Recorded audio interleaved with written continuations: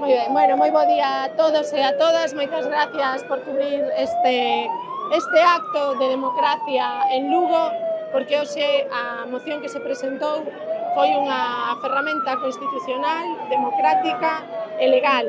E, por tanto, hoxe Elena Candia é a alcaldesa lexítima de Lugo. E é lexítima porque no ano 23 o Partido Popular foi a forza política máis votada, con 12 concelleiros, a un puñado de votos da maioría absoluta.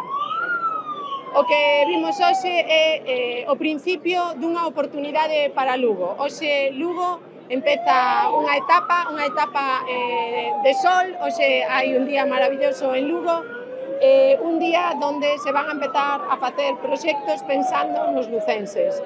Proxectos que presentou o Partido Popular, perdón, que con tanto ruido quedo sin voz. Proxectos que presentou o Partido Popular cando presentou esta moción de impulso para todos os barrios e para todas as parroquias de Lugo.